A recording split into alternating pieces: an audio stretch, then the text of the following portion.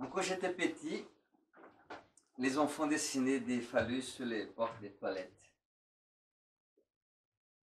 La représentation ci-dessous représente donc un phallus imaginaire. Donc, je vais prendre. Je vous avais apporté un certain nombre d'éléments que les êtres humains ont inventés pour nouer, pour lier, pour couper. Donc,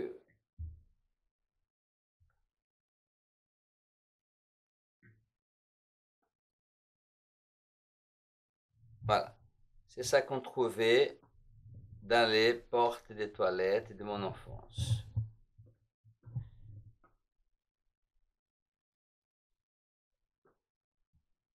Donc, si je prends ça avec un instrument, c'est-à-dire si je ne touche pas, c'est simplement pour mettre en évidence que Freud a toujours utilisé des métaphores chirurgicales pour expliquer le fonctionnement d'une psychanalyse. La clinique psychanalytique utilise, donc Freud utilisait toujours des représentations chirurgicales et pas médicales. Ça m'a toujours interpellé. Donc il s'agit d'un phallus imaginaire parce qu'il est possible de le défaire sans rompre la continuité de sa ligne, comme je vous démontre dans la représentation ci-dessous. Donc le prochain mouvement, ça sera celui-ci. Voilà. C'est défait. D'accord? En revanche, pour la constitution d'un phallus symbolique, le vrai, il faut une coupure du cordon. Je vous laisse entendre le mot, la coupure du cordon, sa dimension symbolique, mais dans un registre réel. Donc c'est à partir de cette coupure dans le réel qu'il est possible de construire un nœud borromien, comme indiqué par la représentation ci-dessous. Et donc on va se mettre au travail. Donc, d'abord on coupe, toujours sans toucher, n'est-ce pas? Parce qu'on ne touche pas on touche pas les patients. Hein? On ne touche pas les patients, pas parce que nous avons peur, pas du tout. Simplement parce que il est inutile. Ça, c'est utile chez un certain nombre de pratiques, comme les pratiques médicales, n'est-ce pas? Et même le fait de toucher un patient, ça a une visée clinique. Ça n'a pas un rapport avec un intérêt du clinicien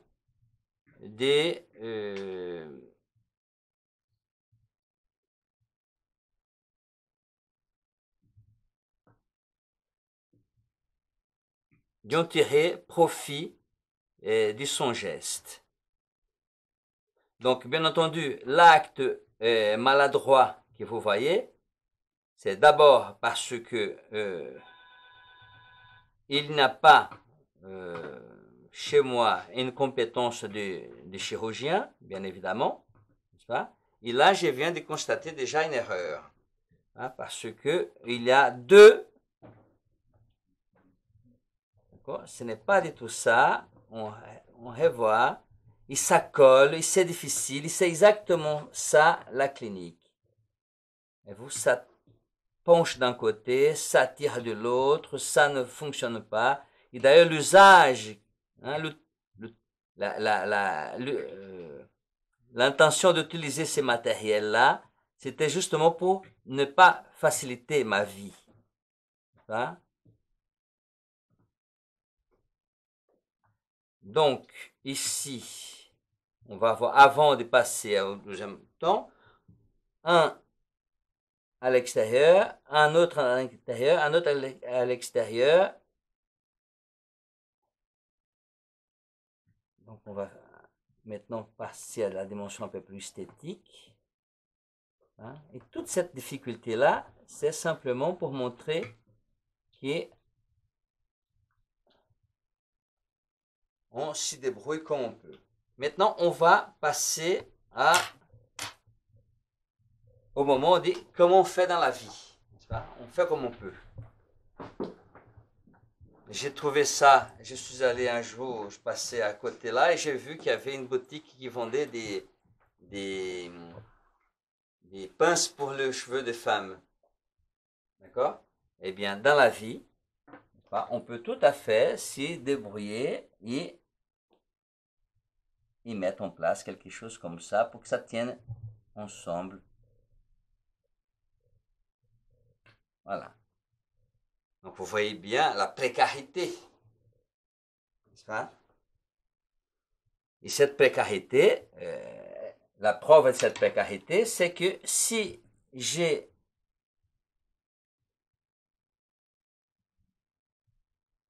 dire un peu, ça saute tout de suite. L'autre chose que je peux faire aussi, n'est-ce pas, c'est de coller, hein, d'agrafer. Voilà, ce sont des possibilités que nous avons. Voilà, ces choses-là, n'est-ce pas, on peut mettre ça aussi, n'est-ce pas?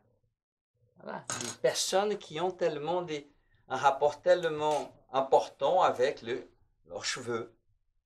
C'est-à-dire, il y a un éventail de possibilités que nous pouvons utiliser pour représenter ça. Donc, Julien m'a... Voilà, ça, c'est déjà... Je ne sais pas si vous avez déjà vu, par exemple, à un moment donné, ça fait de Ascaris lombricoides. Je ne sais pas si vous avez déjà vu ça, c'est une merveille à voir. J'avais une prof qui un jour m'avait dit, et j'étais en train d'enlever ça du bide d'un jeune, et quand j'arrive pour déjeuner, c'était des pâtes. Donc, je n'ai pas réussi à manger, etc. Ça, c'était une anecdote que je viens de penser à partir du cadeau de Julien. Une autre chose, c'est par exemple, j'ai récupéré un nœud, hein, un nid de rat de cheveux de ma fille il y a des années de cela que j'ai gardé, n'est-ce pas? Et à un moment donné, j'ai essayé d'enlever quelques-uns et c'était très difficile. Donc, pour ne pas vous embêter trop, j'ai représenté ça de cette manière comme là. Voilà, un symptôme. D'accord? Et comment on va faire pour le dénouer? C'est ça tout le travail, n'est-ce pas? On va s'armer, les pinces, toujours sans toucher, n'est-ce pas? Et on va prendre un élément et on va sortir et voilà, c'est déjà coincé. Et tout le travail sera de chercher et ça peut durer des années parce que le moi ne veut pas se débarrasser du symptôme. Donc, encore une chose, j'ai pris, voilà, ce que j'ai aimé, donc je vais enlever ça, ce que j'ai aimé, donc j'avais demandé à Julien et à Jean-Baptiste des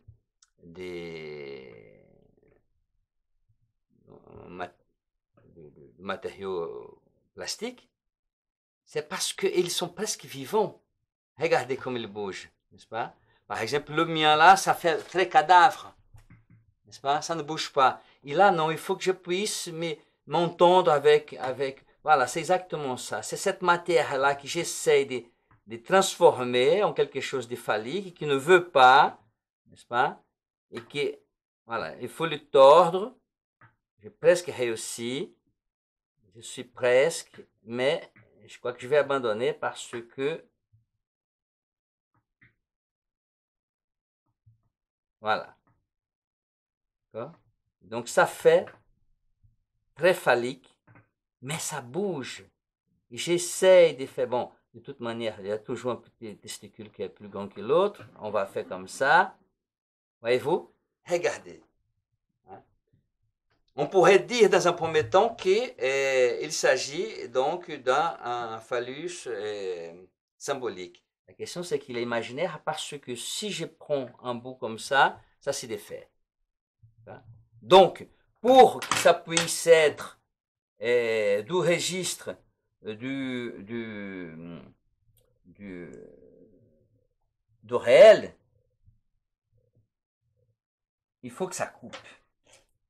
Il faut couper. On ne peut pas faire autrement. Voilà. Ça coupe. Et ensuite, on va reconstruire comme je vous avais montré, etc., etc. Voilà. Très bien. C'est ça que je voulais montrer. Continuons donc.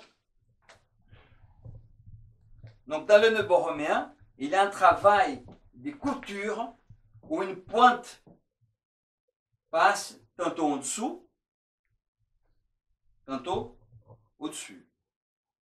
À la sortie d'une psychanalyse, le sujet, indépendamment du genre, a construit un phallus symbolique qui se soutient de l'objet rien. Le phallus symbolique maintient la tête hors de l'eau. L'objet oriente, le désir pousse. Je répète, le phallus symbolique maintient la tête hors de l'eau.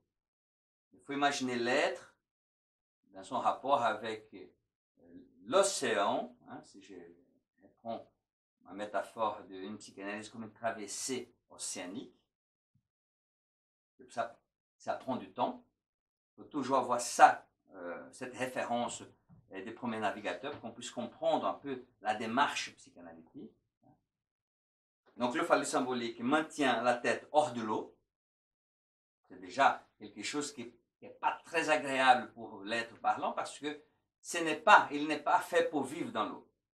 Quelques-uns vivent comme ça, la tête hors de l'eau.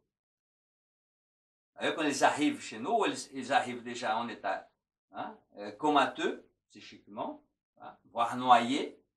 Hein, et la visée, c'est de sortir de l'eau. Donc, il y a cette dimension du phallus symbolique qui est de maintenir la tête hors de l'eau. Ils vivent, ils survivent, ils sont là, dans les parages. Mais sans vraiment un engagement effectif avec le désir. Donc le travail, c'est de sortir de l'eau.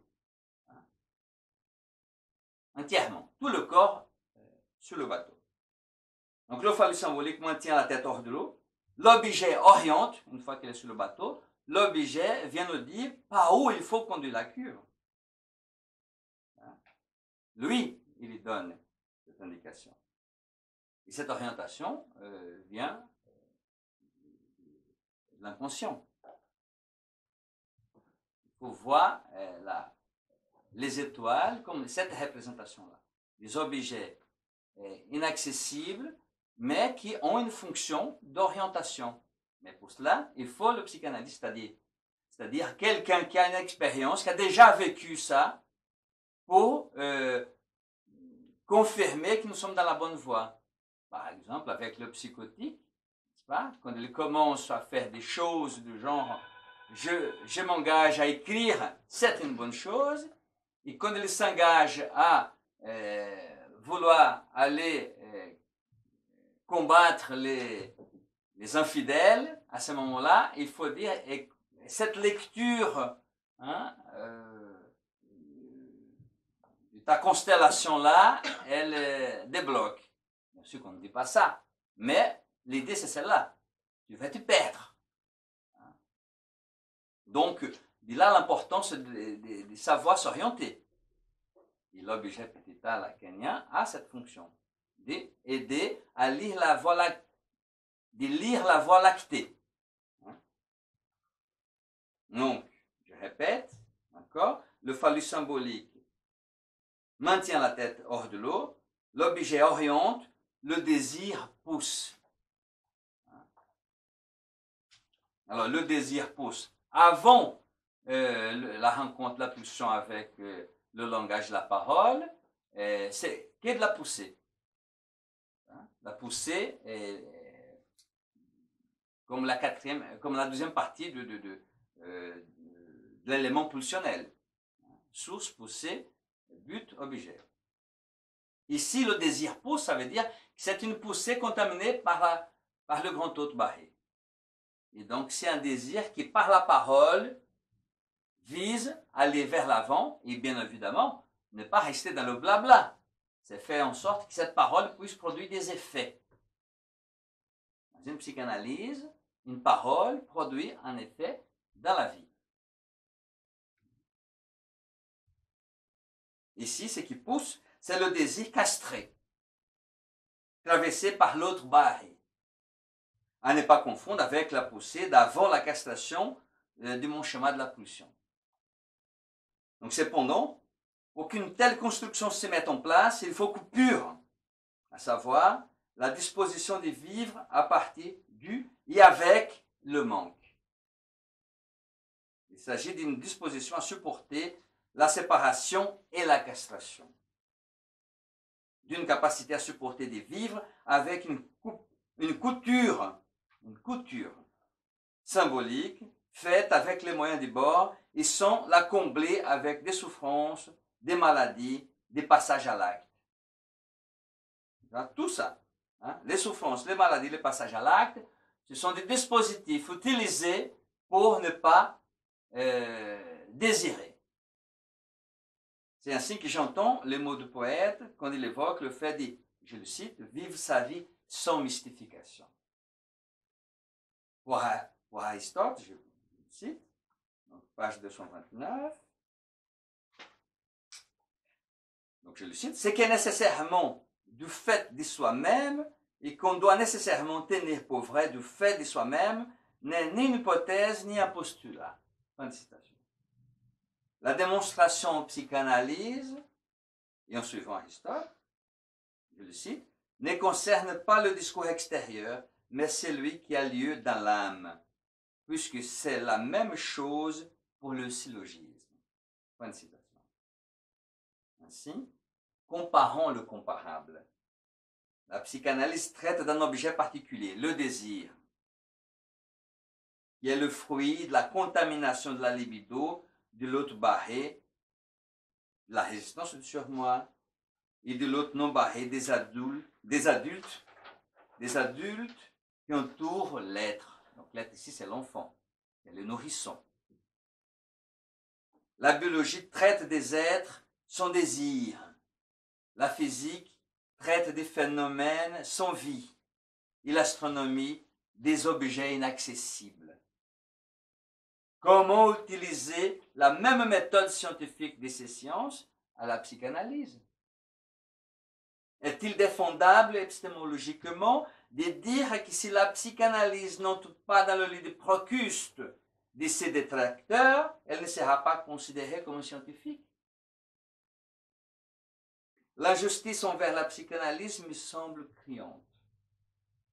Si la science universelle est un vœu platonicien, la psychanalyse peut être lue comme science universelle, car n'importe quel être parlant, même les autistes et les muets, parlent ou s'expriment. Parlent, les autistes s'expriment pour les muets. Je ne fais pas référence au niveau des difficultés à exprimer son désir de l'autiste ou du muet. Je fais référence au fait qu'ils sont vivants. Un être humain sans accès à l'autre barré ne survit pas. Maintenant, soyons aristotéliciens. À la mesure de nos moyens. Hein? L'objet de la psychanalyse est unique puisqu'il n'existe pas deux Édipes identiques ou habilités à être comparés. La raison est qu'il est impossible de juger de manière horizontale, donc ma petite méthode horizontale, n'est-ce pas, où on prend deux éléments pour juger, l'observateur juge l'objet A et l'objet B, ou le groupe de contrôle avec les malades qui ont ceci ou cela. C'est ça la logique scientifique de la médecine, c'est le problème des médecins, on ne va pas rentrer dans ces détails, mais, je reviens à mon affaire, la raison est qu'il est impossible de juger de manière horizontale, donc la méthode horizontale, de la vie d'un être humain. Et pourtant, il faut que nous puissions juger de notre travail. Les gens viennent parce qu'ils souffrent dans leur vie. Ça ne va pas, psychiquement, corporellement, ou du côté de leur organisme. Et donc, ils viennent avec l'intention d'aller mieux. C'est tout à fait légitime. les thérapeutiques existent, hein, depuis Hippocrate, et avant Hippocrate avec les prêtres, n'est-ce pas? Des temples, j'entends. Et parce que l'être souffre. Et Hippocrate a pris ça au sérieux, hein, et ensuite Galien, Freud, Clérambault, Lacan, nous sommes les héritiers de cette lignée des gens qui ont tout de même une fonction des cliniciens, donc dans le sens de se pencher vers le clinique, vers le lit, pour examiner et proposer des solutions, et des thérapeutes dans le sens de celui qui propose une thérapeutique. Donc j'entends par méthode horizontale la manière qu'a un chercheur d'observer deux phénomènes et d'en tirer des conclusions. C'est la méthode utilisée par les biologistes, par Galilée, par les physiciens. La méthode verticale, celle de la psychanalyse, consiste à ce que le malade, donc dans la position du malade, l'être dans la position du malade, alité, le patient devant le médecin, devant vous, hein, ou le psychanalysant, quand il pose la question grand autre, et qui, après vérification faite, il est invité à s'installer sur le divan, hein, est dans la position du semblant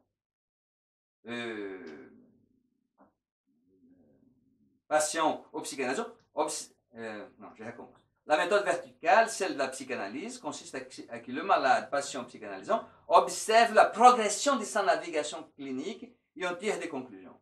C'est-à-dire là, je donne la responsabilité au malade, au patient et au psychanalysant d'être celui qui va juger de la méthode et de la thérapeutique. Bien entendu, nous allons avoir un mot à dire quand ils estiment que la méthode ne fonctionne pas, n'est-ce pas, ou qui ne sont pas assez compétents. C'est-à-dire, parler de résistance, c'est quelque chose d'essentiel, mais il faut que nous puissions avoir des arguments pour signaler la résistance qui résiste, n'est-ce pas? C'est le patient, mais Freud et surtout Ferenczi a mis en évidence ce qui résiste aussi, c'est l'analyste. Troisième élément, c'est que cette résistance, elle est inconsciente. Puisqu'il vient régulièrement. Il vient pour témoigner que ça ne va pas. Et que si ça ne va pas, c'est parce que la méthode n'est pas adaptée. Ou elle n'est pas adéquate. Ou encore, qu'ils ne sont pas assez compétents. Cette formulation, ça vient, ne vient pas si facilement. Mais quand nous poussons à qu'elle puisse parler vraiment librement sa pensée, elle peut en douter de notre compétence. D'ailleurs, au contraire de trouver ça comme un élément négatif, c'est même un élément très positif. C'est la preuve même que la résistance cède quand elle commence à exprimer vraiment, comme on dit populairement, le fond de sa pensée. N'hésitez pas à m'arrêter et poser des questions. Hein. Ce n'est pas parce que nous avons une caméra là qu'on a changé notre méthode. Nous avons accepté la caméra. On ne va pas s'y plier à la caméra. Donc, vous allez remarquer ici que la position d'observateur est portée par l'être lui-même. Il y a le moi aliéné, mais nous comptons aussi avec une partie du moi qui va, à un moment donné, être de notre côté pour voir qu'il y a quelque chose qui se passe et que la méthode n'est pour rien et nous non plus. Et à ce moment-là, il va faire ce mouvement de retourner vers lui-même, c'est-à-dire retourner vers son appareil psychique. Le psychanalyste est dans cette position, dans cette situation, dans la position du semblant d'objectivité. Pas d'objectivité, c'est du semblant d'objectivité. Le mot semblant ici, il est très important. Moins il parle, mieux c'est. Il est possible de dire que moins il parle, mieux c'est. Donc, j'ai un petit jeu de mots. Donc, mieux c'est apostrophe E-S-T, et mieux c'est S-A-I-T. Il est semblant d'objet, car le vrai objet A est perdu à jamais. Il n'est pas non plus objet substitut de l'objet A, car il n'est pas amant, époux de la psychanalysante, par exemple. Chaque être humain est unique puisqu'il est venu au monde dans un espace-temps unique, qui lui est propre. Et on perd ça. C'est très étonnant comme nous sommes éduqués à toujours penser de manière voie botanique, voie zoologique, n'est-ce pas? C'est-à-dire, on n'a pas mis en évidence les spécificités même de l'être. On a perdu ça. Et il est très important que nous puissions avoir une bagarre épistémologique pour récupérer ça, cette spécificité de chaque être parlant. Hein? Par exemple, un cancer, donc c'est un cancer qui va être un cancer du sein, et à ce moment-là, l'être féminin va disparaître et ça sera uniquement la lecture de ces seins-là. Inévitablement, on glisse vers une médecine vétérinaire. C'est inévitable épistémologiquement, parce que c'est un être humain qui est en train de lire le sein. Et il va se concentrer uniquement dans ces champs-là. De là l'importance d'être dans un rapport de partenariat avec le médecin pour qu'il puisse opérer en tant que médecin, c'est-à-dire dans le champ de l'organe malade, mais dès que possible, qu'il puisse, au nom de l'autorité de transfert, passer, n'est-ce pas, inviter la personne à venir vers le psychanalyste. Et pas attendre que la personne puisse avoir des complications médicales pour qu'elle puisse évoquer sa souffrance. Déjà, le fait d'avoir un cancer, c'est la conséquence, c'est mon hypothèse de travail jusqu'à présent, elle n'est pas très très contestée.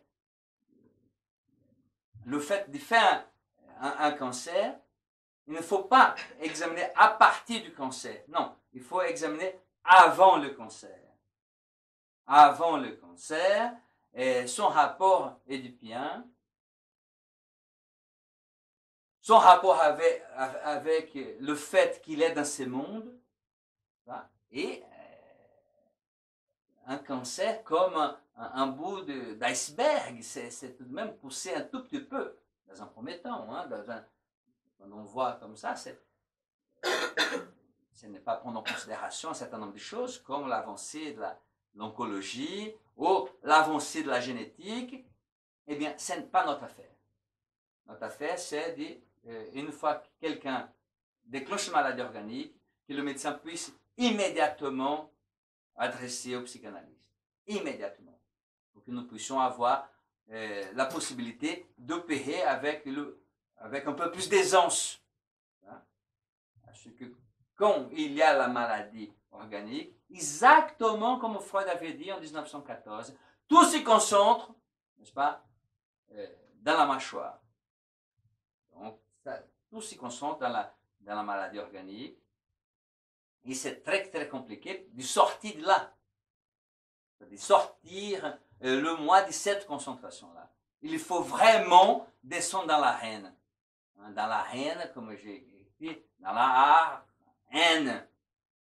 Hein? Pour mettre en évidence qu'il y a de la haine là.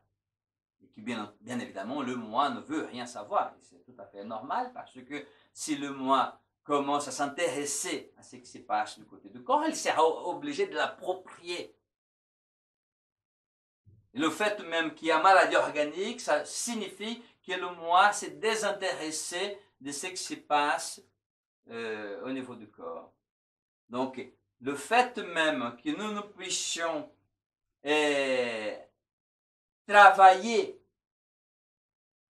avec quelqu'un qui a une maladie organique, ça va d'abord être très en colère contre nous. Hein? Et dans un deuxième temps, quand elle va commencer à s'approcher de sa détresse psychique, inconsciente, ce que nous allons voir, d'ailleurs, ce sont les médecins qui m'ont attiré l'attention là-dessus, c'est qu'ils commencent à répondre mieux au traitement médical. Ça, c'était très étonnant. D'ailleurs, mon camarade et collègue, le professeur Philippe Casassus, avait dit, il y a quelque chose qui se passe là, mais je ne sais pas expliquer, mais moi non plus. En revanche, j'ai l'hypothèse de que la libido passe du côté symbolique et ça nourrit moins l'organisme. C'est-à-dire la libido n'est pas pure, parce que la libido pure est dans le champ de l'organique. Les cellules travaillent. Donc, quand il y a la libido est contaminée par le langage, par la parole, donc elle est accessible par la parole, on peut supposer qu'il y a moins de libido qui est investi du côté de l'organisme. Oui. Vous dites que le moi, dans la maladie organique, le moi c'est désintéressé du corps. Oui. Pour quelle raison? Qu'est-ce qu'il y gagne? Mais comme il est structurellement aliéné, et que être en vie, c'est être en contact avec des situations parfois très gênantes. Par exemple, quelqu'un qui a été abandonné par son père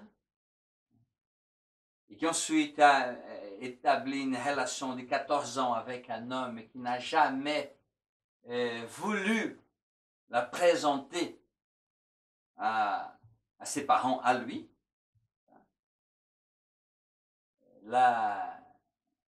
La détresse de l'abandon du père, plus cette humiliation de ne pas être reconnu par l'autre, et puis, 14 ans après, le déclenchement d'une maladie organique. Et elle fait cette articulation-là, c'est pas moi qui fais l'articulation, c'est elle qui fait cette articulation. Donc, l'avantage pour le moi, c'est de je ne veux rien savoir de l'abandon de mon père. Je ne veux rien savoir que tous les jours, je me lève et je me couche avec cet homme qui me voit, moi, catholique, comme une non-musulmane. Donc, ces conflits, n'est-ce pas, d'avoir besoin d'un homme, d'avoir besoin d'être aimé, d'ailleurs, chose qui a phénomène qui a commencé dans son existence à partir du moment que le père avait quitté la famille, la maison pour aller habiter ailleurs avec quelqu'un d'autre. Donc, cette blessure narcissique, c'est insupportable. Et qu'est-ce que le moi avait fait? Elle avait fait comme si rien n'était, que ça n'est pas existé, et que c'est réglé, ok, bon, j'ai oublié. La question, c'est que ça ne se passe pas comme ça pour des vrais.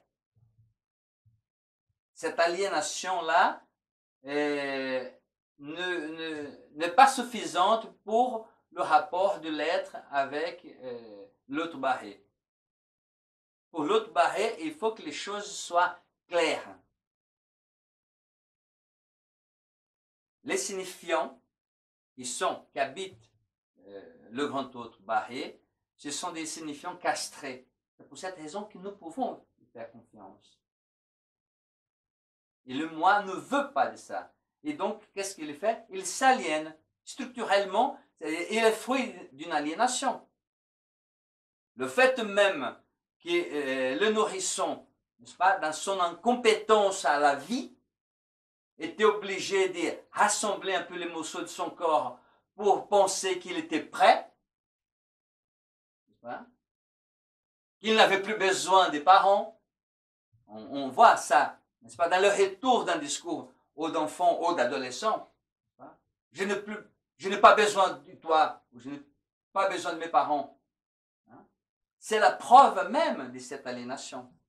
Mais c'est une aliénation qui est dans le registre verbal et qui a des parents modérés ou apaisants ou bienveillants peuvent dire mais calme-toi, tu de même tu as besoin, regarde, tu te vis chez moi, n'est-ce pas, je ne suis jamais à l'aise de raconter la vie des gens qui me rendent visite. C'est pour cette raison que je prends une partie de chaque, j'ai fait une espèce de composite comme ça du cas clinique pour arriver à une explication qui puisse un peu vous aider. Donc je préfère prendre quelque chose à moi qui est beaucoup plus intéressant.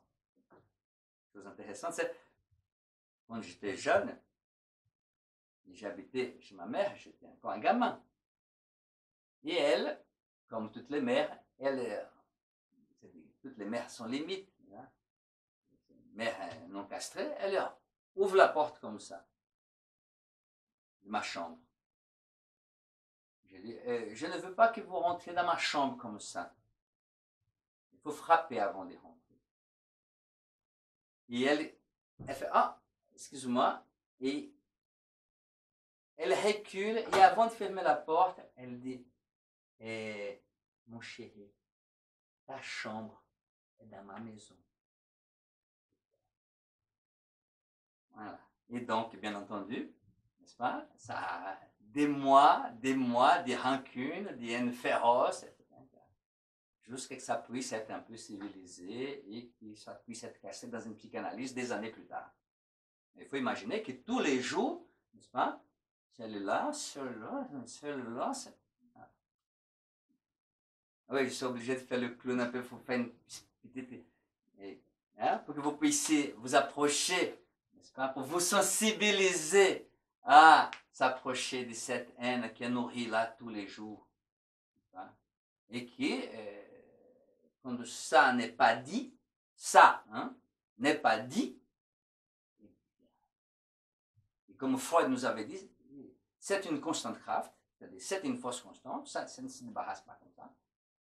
Ou ça va à gauche, ça va à droite, mais ça ne disparaît pas à gauche et ça passe à droite. C'est pas du tout comme ça. C'est une libido qui s'y nourrit tous les jours. Et tous les jours, ce que nous pouvons faire, c'est de construire des manières d'exister. En collant, en agrafant, en bricolant. Pas forcément parce que nous soyons psychotiques, ça n'a rien à voir. C'est de trouver des moyens de supporter le rapport du moi au réel. Allez-y. Dans la maladie corporelle, le moi ne s'est pas désintéressé du corps. Il est désintéressé. Il ne s'intéresse pas au corps, mais comme il est aliéné, il ne sait pas quoi faire. C'est une décision qui se passe, et du point de vue, il faut passer par le moi. Comme ce n'est pas possible, rappelez-vous des organisations intramoïques, donc comme ce n'est pas possible, ça glisse dans la voie, la dimension de Banung, donc de facilitation, des Freud et de 1895. Donc ça glisse par la bouca. Donc ça fait symptômes corporels, ou comme disent les médecins, les maladies fonctionnelles, qui n'ont pas de lésion, mais ce n'est pas une décision de moi. C'est entre la libido et les organisations intramoïques. Ça ne passe pas. Et ça arrange le moi parce qu'il ne veut rien savoir de ce qui se passe à côté. Par exemple, il y a des gens, je vais vous donner un exemple tout à fait qui choque beaucoup les policiers, c'est quand par exemple, il y a des cris dans la rue et que personne ouvre la porte pour voir ce qui se passe. Voilà. Le moi ne veut... C'est pas moi, alors donc ça ne m'intéresse pas. D'ailleurs, la loi était même obligée de créer un dispositif pour rappeler au moi aliéné qu'il vit en société. N'est-ce pas? Et que s'il ne réagit pas, c'est non-assistance à personne en danger. C'est-à-dire chacun, dans une société civilisée, est responsable de l'autre. Ce n'est pas comme avait dit, hein, bien évidemment, quelqu'un de tout à fait instruit, n'est-ce pas, qui dit non, je veux louer cet appartement, tu me payes en liquide, et donc la personne avait dit non, mais vous savez, selon la loi, vous ne pouvez pas faire ça. L'unique loi qui m'intéresse, c'est celle d'Allah. Hein?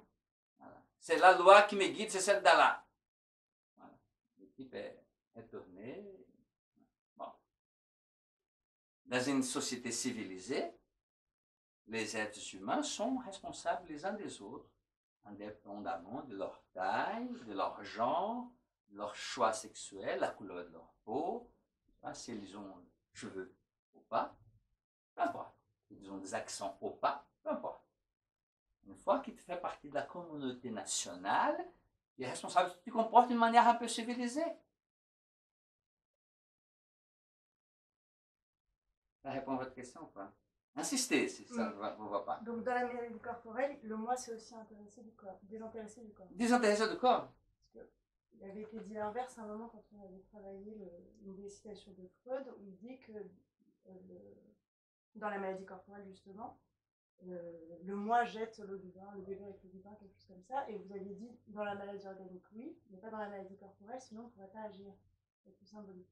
Oui, mais j'aime beaucoup vos remarques parce qu'elle tord ce que j'ai dit et après il faut que je cours derrière. Très bien. Alors on va répondre. C'est que dans la maladie organique, pardon, dans la maladie corporelle, c'est ce qui vous intéresse, ce qui est jeté, hein, ce n'est pas le moi.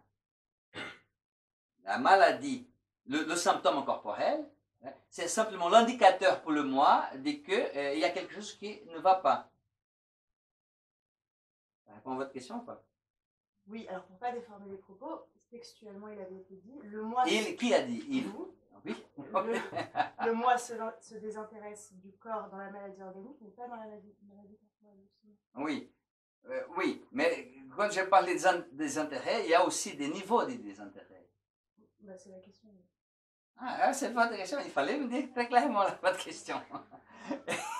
Le désintérêt, par exemple, dans le symptôme corporel, on peut tout à fait, par exemple, quelqu'un que j'avais vu hier qui a des petites plaques, hein, au niveau des coudes.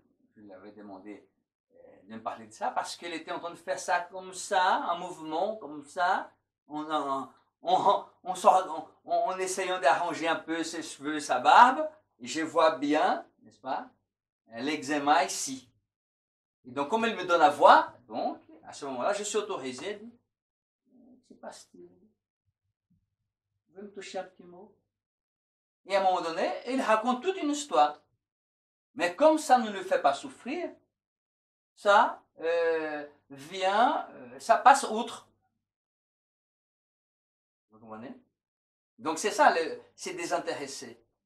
La question c'est que pour moi, cliniquement, c'est un indicateur que si on ne prend pas soin de ça, ça va s'empirer. Pour quelle raison? Parce que quand ça quitte le registre symbolique et que ça passe du côté corporel, la suite c'est organique. Si, bien entendu, il n'y a pas rencontre avec psychanalyste, bien sûr, s'il n'y a pas une rencontre amoureuse, voilà. Donc il y a l'indicateur que le terrain s'y prépare doucement. Par exemple, les médecins nord-américains maintenant, et les anglo-saxons aiment beaucoup la médecine prédictive, mais on peut faire des prédictions aussi en psychanalyse. On fait déjà ça avec la psychose, on fait ça avec dans les cas de perversion. Eh bien, voilà, ce que je suis en train de dire là, c'est qu'il y a cette possibilité. Ça répond ou pas? Insistez. Parce que quand vous me dites que mon discours est contradictoire, ça m'intéresse énormément parce que ça veut dire qu'il faut affiner. Insistez. C'est bon ou pas? Pour l'instant, oui. Rassurant. Donc, chaque être humain est unique puisqu'il est venu au monde dans un espace-temps unique qui lui est propre. Même des jumeaux monozygotes sont radicalement différents. Hein, je me rappelle, il y avait un voisin ils étaient jumeaux et les parents habillés à l'identique. C'est horrible. On ne savait plus qui est qui, quoi. Ça amuse les adultes. N'a rien de drôle. Il faut, dès la naissance, chercher la spécificité, la particularité, c'est-à-dire ouvrir la voie pour que l'être là déjà, hein, dès qu'il met la tête hors du monde, salut, c'est moi, eh bien, donc, déjà à partir de là, mettre en évidence sa subjectivité. Et ça n'est pas fait. Ils sont traités comme des animaux, par la médecine, par le... Hein, j'évoquais la dernière fois le fait même de soigner les nourrissons sans anesthésie parce que le cerveau n'était pas encore développé, etc., etc. Quand on sait que même les cochons, quand ils sont morts, 4 jours après, ça gigote encore. Hein. Il y a une époque là qui est en train de s'ouvrir, qui est une époque de subjectivité. C'est une époque de, plus loin, subjectivité. Et ça ne signifie pas que chacun va faire sa loi. Ce n'est pas, hein, ce n'est pas le royaume de la populace intramoïque. Hein, voilà. C'est pas le royaume de la résistance de surmoi et de l'autre non barré. C'est-à-dire que l'être puisse être responsable de son désir. Et je pense, je vous dis ça comme ça, je n'ai pas la preuve, qu'une fois qu'on est responsable de son désir, quand on devient sujet, on devient beaucoup plus responsable de soi-même et donc de l'autre. Hein? Tout ce que les religions ont souhaité, n'est-ce pas, pour l'être humain, n'est-ce pas, cet amour du prochain, il faut dire aisé, sans gêne. Hein? Ça, c'est possible. Bien sûr que je ne suis pas en train de dire qu'il faut une psychanalyse religieuse, mon Dieu, surtout pas. Hein? Mais je pense que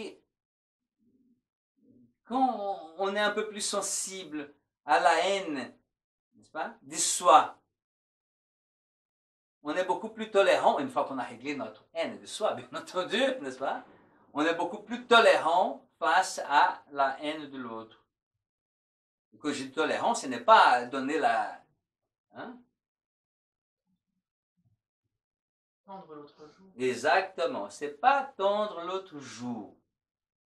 C'est simplement ne pas accepter de rentrer dans une logique imaginaire. On est prévenu, puisque nous connaissons déjà le chemin, parce que nous avons vécu pendant des années, à apprendre à se débarrasser de cette relation trompeuse avec nous-mêmes, n'est-ce pas? Pour ne pas se rencontrer et assumer notre désir. Et à ces moments-là, nous sommes beaucoup plus accessibles à s'inscrire autrement dans un rapport avec l'autre. Pour cette raison, c'est très particulier comme par exemple, des gens qui sont en psychanalyse rencontrent des gens, un partenaire, ils commencent à être ensemble et qu'ils ne sont pas en psychanalyse. Je ne pense pas, hein, moi particulièrement, qu'il faut faire des couples des gens en psychanalyse. Ça serait un peu... Hein, non. Il faut que chacun fasse comme il l'entend, etc. L'important, c'est de chercher, n'est-ce pas, coller, agrafer, n'est-ce pas, aiguiller, pour que la vie soit possible. C'est ça la visée fondamentale. Quand quelqu'un qui ne pouvait pas aller travailler parce qu'il était obligé de passer des centaines de fois aller et venir pour voir si la porte était... C'est insupportable, c'est invivable. Et que cette personne, n'est-ce pas, diminue déjà les vérifications et trouve un travail, c'est tout à fait important comme avancée. Et quand cette même personne dit comme ça, bon, je pense que ça va et je veux abandonner, non, ça va et je pense que je vais m'arrêter là. Pas du tout, c'est pas du tout le terminus, détrompez-vous, avançons. Et ça commence, cette bagarre, non, mais il faut voler me garder ici pour toute ma vie. Mais écoute, je ne sais rien, moi. L'unique chose que je peux vous dire, c'est que je ne suis pas d'accord que vous abandonniez votre psychanalyse. C'est exactement parce que ça fonctionne, puisque vous venez de dire que ça fonctionne, que vous voulez saboter. Hein? Je vois venir gros comme un camion comme ça. Je suis obligé à ce moment-là de faire semblant de sortir de mes gonds pour mettre l'être au travail. Donc, même des jumeaux monozygotes sont radicalement différents. Et c'est là parce qu'ils ne passeront pas au même temps la porte qui fait la distinction entre la vie intra-utérine et notre beau monde. Vous trouvez très sympathique comme manière de dire la chose. Parce que qui a déjà vu un accouchement, ça ne se passe pas tout à fait comme ça. Mais ça n'empêche pas que nous puissions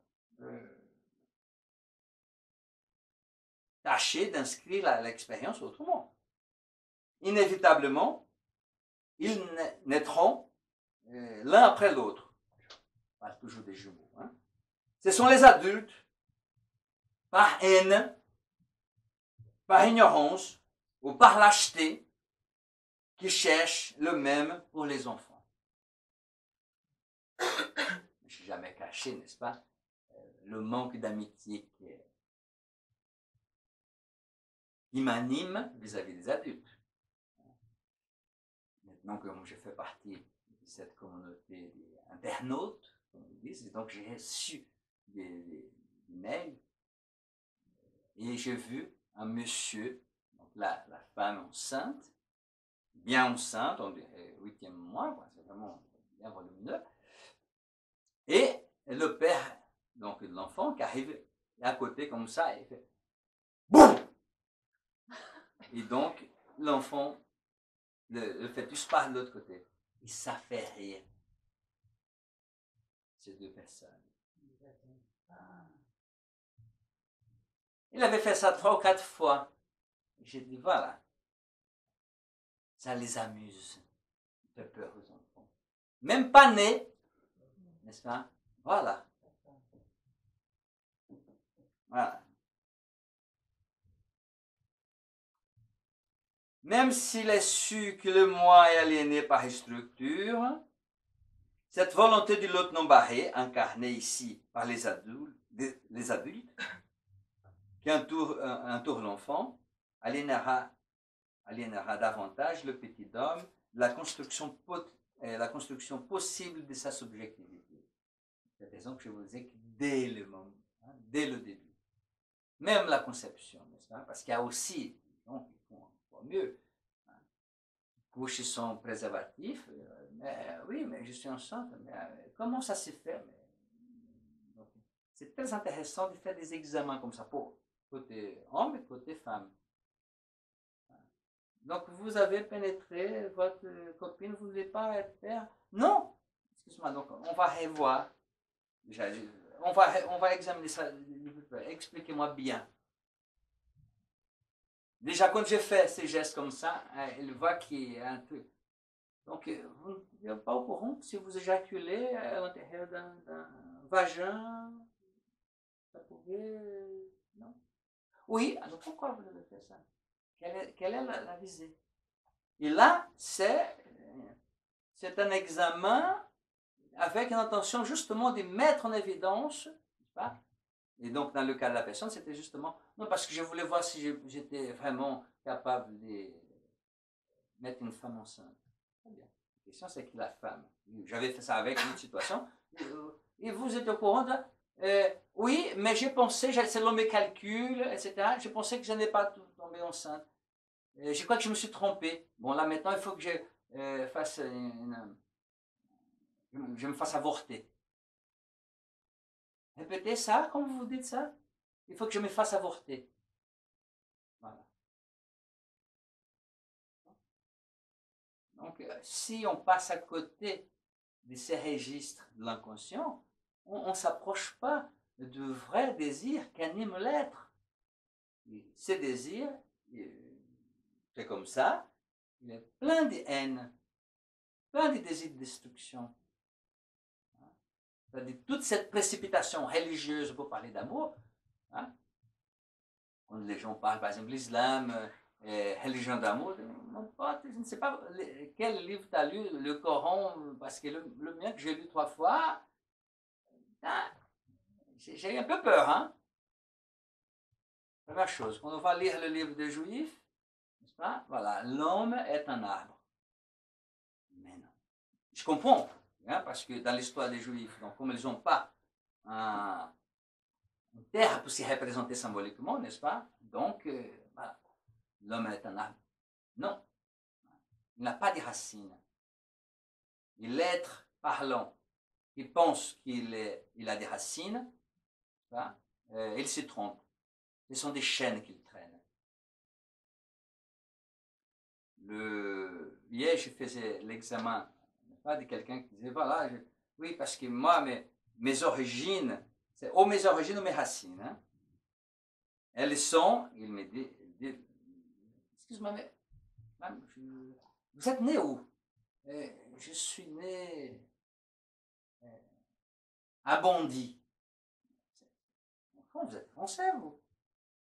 Oui, mais mes origines, non, pas mes origines à moi, c'est les racines de mes parents. Vos parents, ils sont nés où? En France. Non, mais c'est mes grands-parents. Et à ce moment, on ne s'en sort pas. Et ça a des conséquences dans l'histoire, dans le rapport des êtres avec le lieu où ils vivent. Parce qu'ils ne pensent pas français. Ils sont nés français, ils ont une pièce d'identité. C'est ça. La pièce d'identité, ce n'est pas uniquement pour monter la police, c'est pour monter à toi-même. C'est ta pièce d'identité. Avec ta photo, tu fais partie de cette communauté-là. Ah non, je vais enlever ces mots communauté parce que je ne peux plus. Je suis bombardé matin, midi, soir. Ma communauté. Bon. Donc, le pays. Les Belges, ils ont une carte d'identité bien.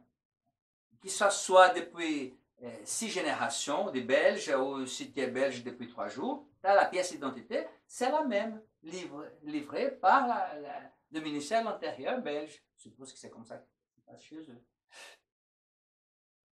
Donc, peu importe, si oui, mais vous savez, nous sommes d'une telle famille depuis 1000 ans.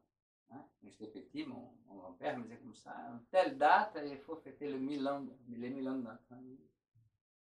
Alors, je suis avec ça. Oui, le truc, c'est que le grand-père est mort, et il y a encore des gens qui viennent me rappeler de la messe pour telle date, que ça sera 1000 ans, etc. Vive avec ça. C'est rien du tout. Je vais payer une messe, c'est pas un problème. Il a fait, c'est à régler. Hein? Mais quand vous êtes un enfant, dit, ouais, toi, tu es le premier fils, le premier petit-fils, le fils unique, donc tu ça. C'est ta charge. Et ça, c'est rien du tout. Dans le sens qu'on envoie des gens qui sont obligés de travailler pour amener, n'est-ce pas, de l'argent pour la tante, l'oncle qui sont au pays, comme ils disent. Hein? Par exemple, des petites filles qui sont nées, toi, tu vas te marier, toi, tu vas devenir sœur, ou je sais pas quoi, toi, tu vas rester célibataire pour t'occuper de tes parents quand ils seront vieux. Voilà. Le désir de l'autre non barré. Vous comprenez? Donc c'est pour cette raison que je pense qu'il faut vraiment s'éloigner du père et mère. Et ça ne se passe pas ni par l'imaginaire, et pas uniquement avec le symbolique. Il faut couper le cordon. Et ça se passe dans le réel. Ce n'est pas toujours très, très sympathique à faire. Hein? Mais chacun de voir ce qu'il veut faire de leur vie. Il y a des décennies, quand je parlais justement, j'avais mis un océan entre ma mère et moi, ce n'était pas pour des prunes, ça faisait rigoler tout le monde, mais moi, je savais que c'était la fête était sérieuse. Est-il possible de tirer des conséquences du raisonnement déductif, donc le général et le particulier, en psychanalyse? Non, car ce qui caractérise une structure ne nous autorise pas à interpréter le symptôme. Est-il possible de tirer des conséquences du raisonnement inductif, donc du particulier au général en psychanalyse? Non, car le symptôme n'indique pas forcément la structure. Cela ne signifie pas qu'il faille se contenter du raisonnement inductif, car il génère du sens en passant des faits jusqu'à la loi. dans une perspective scientifique pour la psychanalyse, le clinicien doit s'y faire le plus petit possible.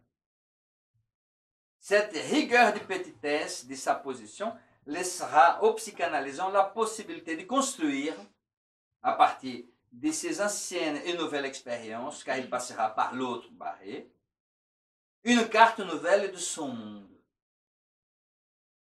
Cette rigueur de petitesse de sa position, donc le psychanalyste, laissera au psychanalysant la possibilité de construire une carte nouvelle de son monde. Donc je continue. Carte nouvelle de son monde, de son corps, de son rapport à l'autre et de son rapport au réel. Donc, le rapport à l'autre, c'est un rapport assez semblable. C'est ce que j'ai évoqué là tout à l'heure. Quand quelqu'un crie au secours dans la rue à 3 heures du matin, je me souviens très bien de cette scène. Il y a eu moi, le voisin et moi. Et on descend, donc il y avait un homme qui était coincé par trois types, bien sûr. Maintenant, on est 3 contre 3, et à ce moment-là, on fait moins le rigolo. Donc, 2 par là, un monte, etc. On appelle la police, etc. Non. Et moi, par curiosité, à ce moment-là, donc, il y a la tension, à un moment donné, j'ai regardé toute la rue, personne n'a bougé. Donc, à ce moment-là, maintenant, quand je rencontre le monsieur, le voisin, un petit sourire comme ça, on n'a pas fait semblant qu'il y avait quelqu'un en détresse et nous faisions semblant de dormir. C'est-à-dire un peu se mouiller, quoi. Vous voyez, par exemple, qu'il y a des gens qui menacent de mort cette journaliste.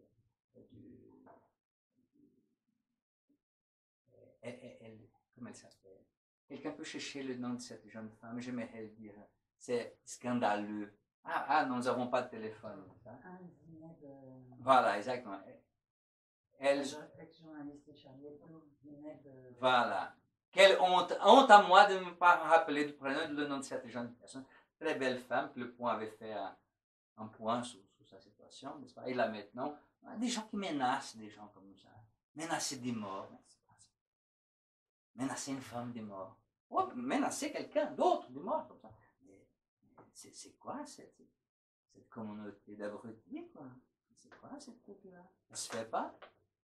Il faut donner des coups, des dictionnaires, et du coup de La Fontaine sur la tête de ces gens-là. C'est pas normal. Ce n'est pas normal du tout. Et ça, ce n'est pas aux politiciens de dire ça, parce que les politiciens, ils vont passer 5 ans, voire 10. C'est passé.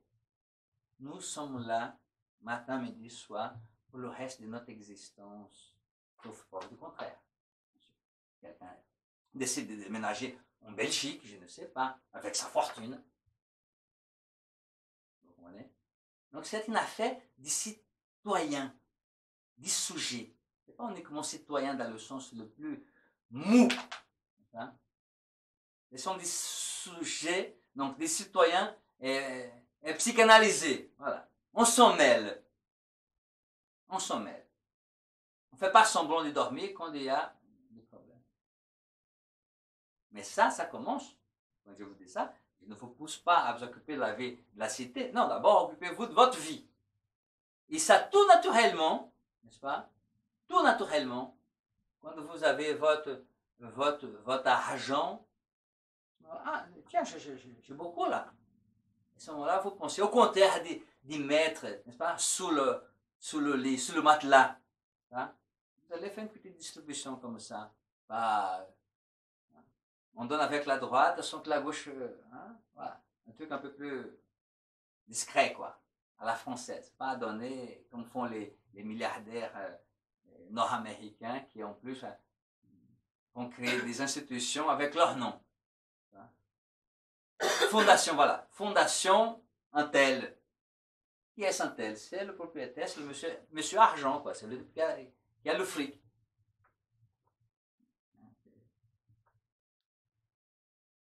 Mais ça, c'est anglo-saxon et protestant.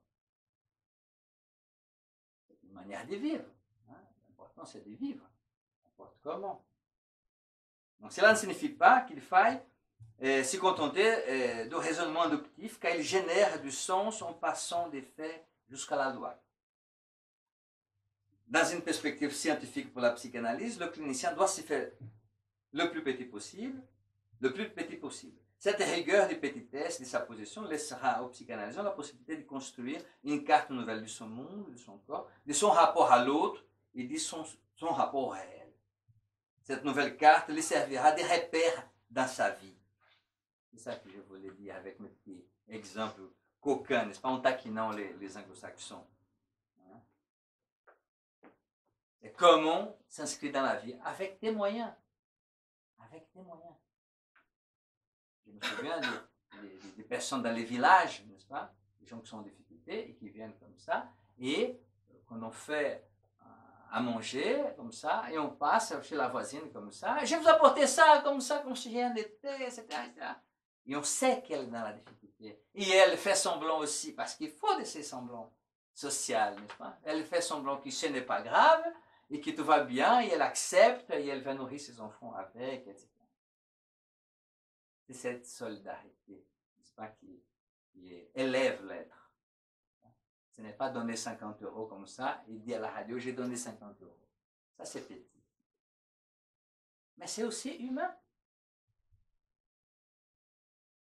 Ainsi, la voie scientifique de la psychanalyse consiste en ce que le clinicien respecte et fasse respecter les techniques et la méthode de navigation pour que l'être, dans la position des malades, des patients, des psychanalysants, puisse devenir sujet. Voilà, c'est ça son travail. Uniquement ça, c'est limité à ça. La falsifiabilité de la psychanalyse, vous savez que c'est un mot que j'avais pioché chez Popper, dans le sens de que je prends Popper très au sérieux, je suis très content de lire Popper. Beaucoup d'analystes ont parlé mal de Popper, mais tellement mal qu'à un moment donné, je me suis désintéressé. Je me suis intéressé un tout petit peu à Popper. C'est vrai qu'il dit un peu un certain nombre de bêtises, c'est pas un problème, tout le monde dit des bêtises.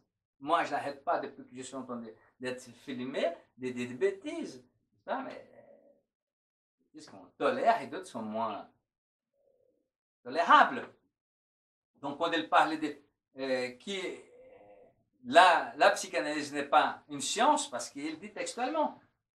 D'ailleurs, c'est ça qui a été utilisé par les camarades du livre rose de la psychanalyse. Au vert, au noir, au rouge, faites, mélangez les couleurs, faisons comme Cabrel. Hein? Bon.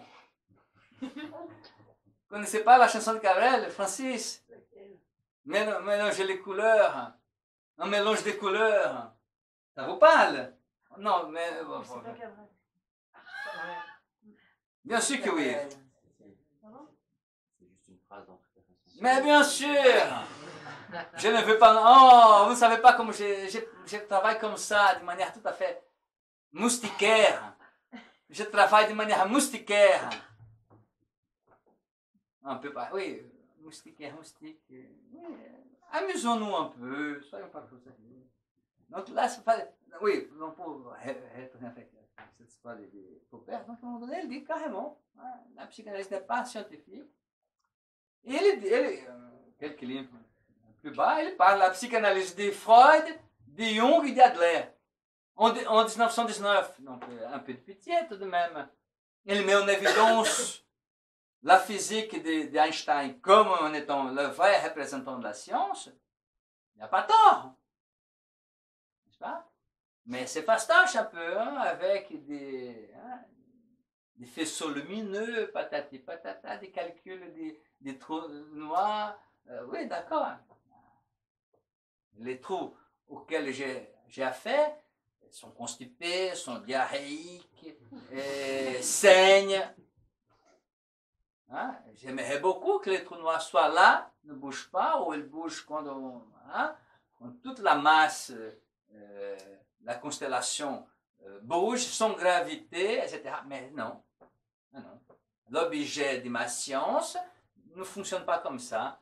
Et parce qu'elle ne marche pas comme ça, elle n'est pas scientifique. Examinons ça. Eh bien, donc, je continue mes lectures des Popper. D'ailleurs, comme je disais, 1919. Hein, il n'a pas pris en compte le virage des 1920 de Freud, qui a déjà introduit beaucoup de changements. Donc, Freud de 1895 à 1920, c'était un Freud.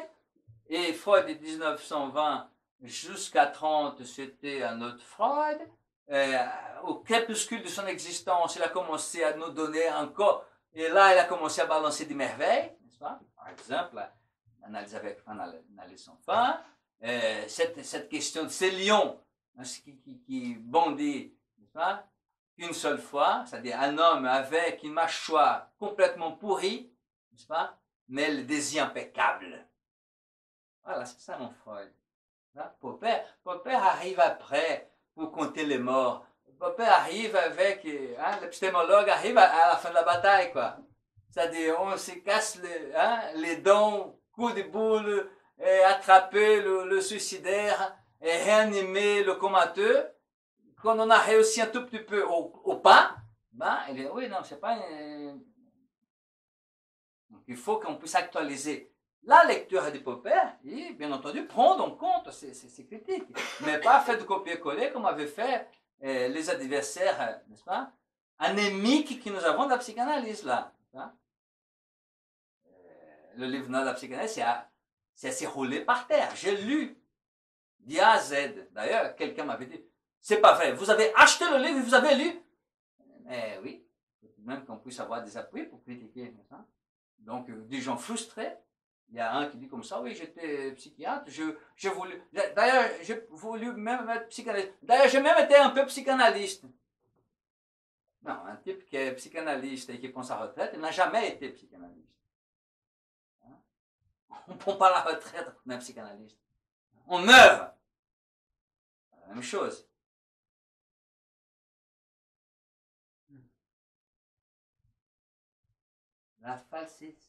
La falsifiabilité de la psychanalyse. Oui, parce que je n'ai pas mes lunettes, donc je suis en train de faire un jonglage ici que vous n'imaginez même pas. Mais ça fait partie un peu de mes membres. La falsifiabilité de la psychanalyse se caractérise par l'incapacité du praticien de respecter pour lui-même la position du psychanalysant et ainsi d'avoir l'autorité pour solliciter au psychanalysant de respecter la règle fondamentale. Quelle autorité puis-je avoir pour dire à quelqu'un, faites quand moi je suis incapable de le faire? Hein? C'est sérieux. Un autre critère est que même en sollicitant le psychanalysant, ce dernier ne respectera pas la règle fondamentale, car il ne veut pas de la castration. Castration qui est le prix à payer pour savoir comment construire sa vie. Parce qu'il y a beaucoup de gens qui sont en vie, le cœur bas, etc., mais ils sont là juste pour faire chier. Ils savent qu'ils n'existent pas. Ils savent qu'ils ne comptent pas. Ils savent qu'ils sont méprisés. Le battement de leur corps est un accident là, physiologique, n'est-ce pas? Et comme un organisme humain est très solide, ça ne s'arrête pas comme ça. La question, c'est qu'il y a l'organisme qui bouge, et il y a l'appareil psychique. Et le moi, qu'est-ce qu'il fait avec ça? Il le voit bien, que ça ne va pas du tout dans son corps, ça ne va pas du tout dans sa relation à l'autre, et bien, qu'est-ce qu'il veut faire? Il fait chier. Et cette expression qui est un peu vulgaire, il faut prendre ça dans le sens de Rabelais. Hein? Ils disent, il a bien chié, il a bien dit. Eh bien, voilà, ces gens font chier, n'est-ce pas? C'est leur manière à eux de bien dire. Quand j'ai parlé, donc, à partir du gilet jaune, d'ailleurs, avant de parler du gilet jaune, je voulais parler. L'unique qui a bien lu les gilets jaunes, c'était Jean-Baptiste Légué qui avait vu, en passant des enfants comme ça, le gilet jaune joli. Voilà. Les gilets jaunes jolis. Voilà, des enfants. Hein. L'espérance qui passait main dans la main comme ça, et la maîtresse qui a arrêté le trafic. et les gens s'arrêtaient pour laisser les gilets jaunes jolis passer pour aller au square. Ça, c'est beau. Et ça ne s'est raté pas. Moi, je n'ai pas raté. J'ai vu et je suis tout content. Donc, les gilets jaunes, n'est-ce pas? Il y a une revendication du peuple. Je travaille, je n'ai pas assez d'argent, il y a un problème. Ça, c'est une manifestation du peuple. À un moment donné, il y a des règles de loi. Donc, organisez-vous et tâchez d'élire des représentants pour venir vous représenter pour qu'on puisse parler de cette affaire. Non. Ça, c'est la foule. Hein? Trouver quelqu'un pour les représenter. La question, c'est que les gilets jaunes ne veulent pas des représentants, ils ne veulent pas un leader, ils ne veulent pas être représentés. C'est ça la populace. C'est juste détruire. Le peuple, la foule, la populace, ça mérite une distinction. Une chose, c'est revendiquer les droits. Hein, en tant que peuple, demande aux autorités compétentes mais laisser mettre en place ces dispositifs. L'argent ne vient pas. Quand il vient, il y a toujours quelqu'un qui met le bâton dans les roues. Ça ne fonctionne pas, mais ça fonctionne. Ça s'est construit à son rythme, à sa manière, etc. Parce que moi aussi, j'ai le droit de demander, de mettre en place quelque chose qui puisse aider la vie civile, la vie sociale, la cité. Et donc, je m'adresse aux représentants, à ceux qui ont été élus démocratiquement. Quand je vois des gens dire comme ça, qui demandent la démission du président de la République, mais il y a un problème là. C'est monsieur est élu par la majorité du peuple français. Des représentants hein, s'installent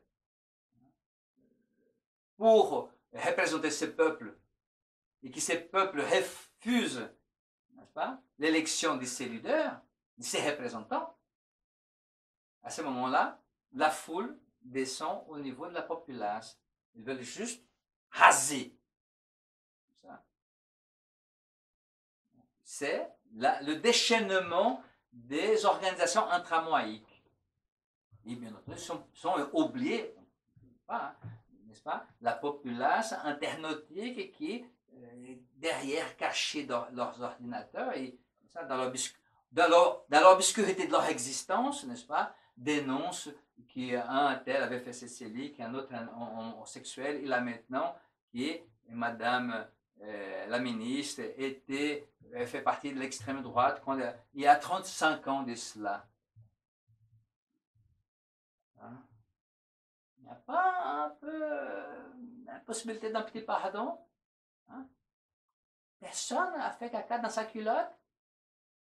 Excuse-moi, mais putain, il n'y a pas de pardon, quoi. C'est ça, là, la populace, n'est-ce pas, intramoïque, donc, pour ne pas balancer comme ça, populace, parce qu'il y a une connotation, n'est-ce pas, c'est très connoté, classe, c'était très connoté classe sociale. D'ailleurs, quelqu'un qui est venu ici, qui m'a payé 5 € et qui a commencé à avancer dans sa cure et donc dans sa misère, à un moment donné, passé dans cette pièce-là, il y avait un journal. Voilà, je savais que vous étiez de droite. Ah bon? Vous m'apprenez quelque chose? Oui, oui, parce que moi, je suis marxiste. Toujours d'accord, oui, et alors? Non, je ne viendrai plus ici parce que c'est contre mes convictions. Non, non, non, non, détrompez-vous. N'a rien, le pauvre Karl n'est pour rien dans cette affaire. Hein? Non, non, non, non. Et que vous n'avez pas le courage de vous approcher de votre désir. Comme vous voyez qu'on est en train de s'approcher là, n'est-ce pas? Vous voulez prendre la fuite, n'est-ce pas? En utilisant le Figaro d'un côté et Karl Marx de l'autre pour vous barrer. Et donc voilà, elle est partie fâchée, etc. Mais oui. on utilise tout et n'importe quoi pour se dérober de ses responsabilités vis-à-vis de son désir. On s'arrête là, monsieur? Ah, mais il y a 10 minutes, elle m'avait dit qu'il restait 10 minutes. 1 minute? 8? Ah! D'accord, très bien. Je pensais que c'était déjà... D'accord. Le non-respect par le supposé psychanalyste et par le psychanalysant de la technique et de la méthode psychanalytique rend difficile au bateau de la psychanalyse d'arriver à bon port ou à un mouillage. En dehors de la résistance du clinicien à la psychanalyse, il est possible de réfuter l'hypothèse qu'une psychanalyse est fausse puisque il est impossible de valider ou vérifier la validité d'une psychanalyse avant la mort du psychanalyste. Cependant, il est possible de compter avec des sorties de psychanalyse une fois qu'elles sont évaluées par des psychanalystes et des psychanalysants de la même école et des écoles différentes, comme c'est organisé par la passe au sein de RPA. Pour Aristote, je cite, la négation est cause de la non-appartenance. L'affirmation l'est de l'appartenance. Fin de citation. À partir de cette logique, le clinicien se doit d'introduire le moi dans ce qui se passe dans son corps et dans sa vie. Car, sans la mise en place par le clinicien de la responsabilisation du moi, celui-ci se sentira désengagé de ce qui arrive à son corps et à son rapport au monde. Tout comme, et cela est bien plus grave éthiquement, de ce qui arrive au corps du malade, du patient ou du psychanalysant et du rapport que ce dernier a au monde. De la manifestation de haine du semblable jusqu'au suicide, vous allez pouvoir constater la preuve que le moi ne se sent pas radicalement impliqué dans ce qui arrive à lui et au monde. Bien évidemment, l'astronomie mathématique, l'astronomie nautique, l'harmonie mathématique et l'harmonie acoustique sont des sciences presque synonymes, je cite Aristote. Parce qu'il y avait des disciplines ici que je n'ai jamais entendu parler de ma vie. Elles le sont parce que leur objet est inanimé. C'est ça que j'argumente. Si, je cite Aristote, connaître le fait est l'affaire du physicien, je cite Aristote, le pourquoi est celle de l'opticien. Il y a beaucoup de sciences qui n'ont pas ce genre de rapport de subordination et pour lesquelles il en est pourtant de même. Par exemple, la médecine par rapport à la géométrie. Car savoir que les blessures circulaires guérissent plus lentement, c'est l'affaire du médecin. Mais savoir pourquoi, c'est l'affaire du géomètre. C'est une beauté, ça a traversé 2000 ans. C'est majestueux. Si la subordination entre donc là je reprends la chose, si la subordination entre je prends humblement, petitement la chose, n'est-ce pas? Si la subordination entre la médecine et la géométrie, il n'y en a pas entre la médecine et la psychanalyse. Il y a partenariat, car la libido est partout chez l'être. Et cela va du désir parlé à la libido contaminée qui nourrit le symptôme, et même la libido pure de la maladie organique. Bien entendu, hein, je balance l'hypothèse. Après, on va courir derrière pour rectifier. Il faut que vos auditeurs, vos téléspectateurs ne me tapent pas sur la tête tout de suite. Il faut tout de même un peu de... que nous puissions constituer un groupe de travail, n'est-ce pas, entre médecins et psychanalystes, sans forcément se voir. C'est simplement adresser le malade de médecine, le malade de psychiatrie, n'est-ce pas, aux membres de RPH, pour que nous puissions examiner ça dans les détails. Or, quand on examine dans les détails, ce que je constate, c'est que les maladies organiques réagissent positivement au traitement, première chose. pour les maladies psychiatriques, les malades sont moins hospitalisés. Il y a une nette diminution de la prescription médicamenteuse, parce que les médecins, le psychiatre, il regarde, ou le généraliste, il voit la patiente une fois, un mois après, quand il voit la patiente, il va faire un point avec la patiente, il voit qu'elle va beaucoup mieux, donc il va diminuer le traitement. Et c'était quand un généraliste m'avait dit, mais vous êtes en psychothérapie, vous? C'est là que j'ai dit, mais oui. Mais vous, ça ne vient pas de ma petite tête. C'était un médecin généraliste, mais vous êtes en psychothérapie, vous? Et quand la patiente m'avait raconté ça, m'avait dit ça, à ce moment-là, j'ai tiré l'attention. Ah, mais oui. Donc, voilà la preuve des effets du transfert et de l'examen. Oui, mais la parole, c'est pas très bien dit. Non, je recommence. Voilà la preuve du transfert et du respect des associations libres. Ça vous va comme ça? Voilà. Et à partir de là, j'ai commencé à voir. Par exemple, avec les psychotiques, c'est exactement la même chose. Des gens qui attendent des mois, voire des années, une place en CMP.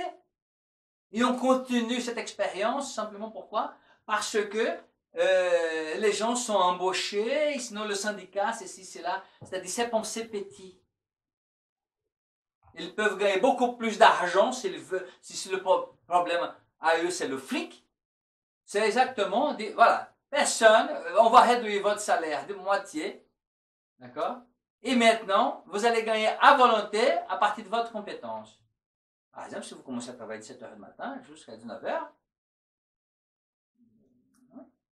la moitié, ça sera pour l'institution, la moitié, ça sera à vous. C'est pas quelque chose comme ça. Mais un truc qu'on puisse dire, voilà, mettez en évidence votre désir. Parce que ça fonctionne là. Vous êtes la preuve vivante que ça fonctionne. La immense majorité ici, non pas 50 ans. L'autre immense majorité n'a pas 40. L'autre n'a même pas 30. Et vous gagnez correctement votre vie. Parce que ça fonctionne. Donc c'est pour cette raison, quand le baron de Créteil, avec l'archiduchesse